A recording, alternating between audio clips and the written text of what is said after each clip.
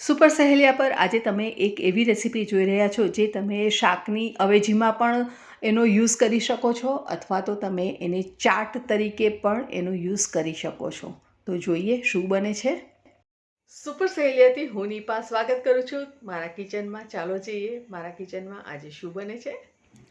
તો અહીંયા આપણે 1/3 કપ શિંગદાણા લીધા હતા અને એને એકદમ ધીમા તાપે શેકી લીધા છે. અને આપણે એને જ્યારે ટચ કરીએ તો એના છોડા ઇઝીલી નીકળી જાય એટલા આપણે અહીંયા શેક્યા છે. લગભગ ગોલ્ડન કલર આવ્યો છે ત્યાં સુધી આપણે એને શેકી લીધા છે.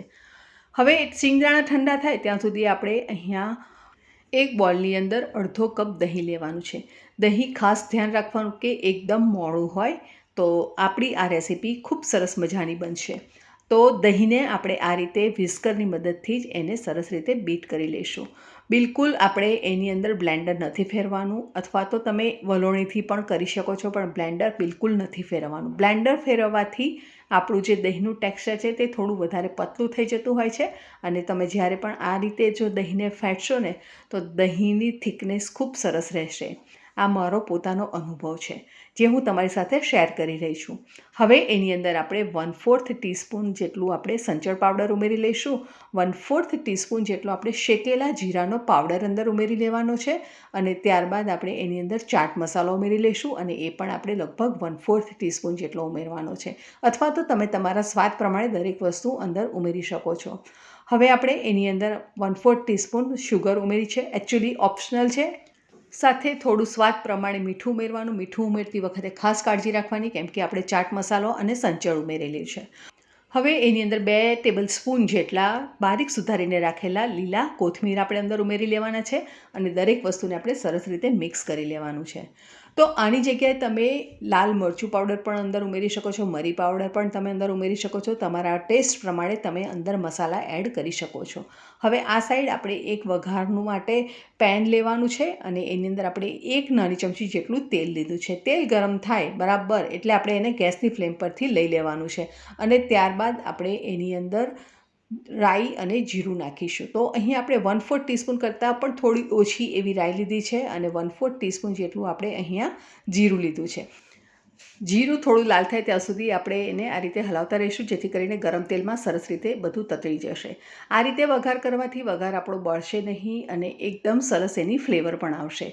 તો ક્યારે પણ આપણે આ રીતે દહીંમાં વઘાર કરવાનો હોય તો ચોક્કસ આ રીતે કરશો તો તમારો વઘાર ખૂબ સરસ રહેશે. હવે એની અંદર આપણે 3 થી 4 કડી પત્તા અને 1 લીલું મરચું લીધું હતું અને એને સ્પ્લિટમાં કાપી અને એની અંદર ઉમેરી લીધું છે અને એને સરસ રીતે આપણે વઘારની અંદર ઉમેરી લેવાનું છે. તમને ગમે તો વઘારની અંદર લાલ સૂકું મરચું પણ ઉમેરી શકો છો, પણ ખાસ કાળજી એ રાખવાની કે આપણો વઘાર બિલકુલ બળે નહીં.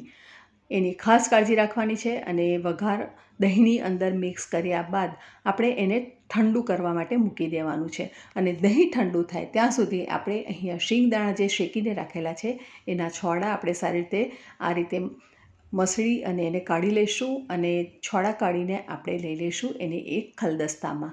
તો આ રીતે ઝારાની મદદથી આપણે છોડા બધા કાઢી નાખ્યા છે અને શિંગદાણાને લઈ લીધા છે આપણે એક ખલદસ્તામાં અને દસ્તાની મદદથી આપણે એને વાટવાના છે, પણ એકદમ અધકચરા વાટવાના છે. બિલકુલ એનો ભૂક્કો ન થાય તેની ખાસ કાળજી રાખવાની છે અને અધકચરો ભૂક્કો પણ નથી કરવાનો. આપણે ફક્ત થોડા આ રીતે ઠઠુમી લેવાના જેથી કરીને થોડા નાના નાના ટુકડા થઈ જાય. અને આ એટલા માટે કે જ્યારે આપણે આ રેસીપીમાં જ્યારે શિંગદાણા ચાવવામાં આવશે ને તો એનો નટી ટેસ્ટ ખૂબ સરસ લાગશે. એટલા માટે આ ખાસ કાળજી રાખવાની છે કે પાવડર બિલકુલ ના થાય અને ફક્ત અધકચરા આ રીતે વટાયેલા રહે એનું ખાસ ધ્યાન રાખવાનું છે. તો શિંગદાણા સરસ રીતે વટાઈ ગયા છે અને તમે જોઈ શકો છો ફ્રેન્ડ્સ કે આપણે બિલકુલ એનો ભૂકો નથી કર્યો. તો બસ હવે આપણે આ શિંગદાણાને લઈ લઈશું દહીંની અંદર. દહીંની અંદર આપણે ઉમેરી લેવાના છે અને બધું સરસ રીતે આપણે મિક્સ કરી લેવાનું છે. તો આ આપણું થઈ ગયું દહીંનું રાયતું. પણ અહીંયાથી આ રેસીપી અટકતી નથી. હજુ પણ આપણે આગળ કંઈક અલગ રીતે સર્વ કરવાનું છે, માટે વિડીયો છોડી ના દેશો, છેલ્લે સુધી જોતા રહેજો. રાયતું તરીકે આપણે જો એને સર્વ કરવું હોય તો આપણે સર્વિંગ બાઉલમાં કાઢી લઈશું અને આ રીતે ઉપરથી કોથમીર અને થોડા શિંગદાણા આપણે જે શેકીને રાખેલા હતા એને થોડા મેં સાઈડ પર લેવા દીધા હતા તો એને પણ આપણે ઉપરથી થોડા મૂકી દઈશું અને સાથે લાલ મરચું પાવડર આપણે સ્પ્રિંકલ કરી અને એને સર્વ કરીશું, જેથી કરીને એનો લુક પણ સરસ આવે અને લાલ મરચાંની થોડી તીખાશ પણ સરસ અંદર આવી જશે, કેમ કે આપણે લીલા મરચાં થોડા મોડા લીધા હતા એટલા માટે. તો આ થઈ ગયું રેડી રાયતું.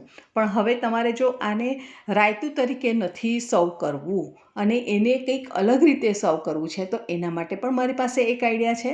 તો ચાલો એને પણ જોઈ લઈએ. તો અહીંયા મારી પાસે પાણીપુરીની પૂરી છે. તો પાણીપુરીની પૂરીની અંદર આપણે આ જે રાયતું બનાવેલું છે એને અંદર ઉમેરી લઈશું. અને સાથે તમારી પાસે જો ગળી ચટણી, તીખી ચટણી હોય તો તમે એને પણ અંદર ઉમેરી શકો છો. અને ઉપર સેવ, કાંદા, કોથમીર તમારી ચોઈસ પ્રમાણે તમે આ ચાટને સર્વ કરી શકો છો. ગમે તો તમે બાફેલા બટાકાની સૂકી ભાજી બનાવીને પણ તમે એની અંદર ઉમેરી શકો છો. Choice is yours. તમને જે રીતે ગમે એ રીતે તમે એન્જોય કરી શકો છો. રેસીપી કેવી લાગી મને ચોક્કસ કોમેન્ટ બોક્સમાં લખીને જણાવો. ફરી મળીશું નવી સહેલી સાથે. ત્યાં સુધી આવજો. Stay safe, stay healthy.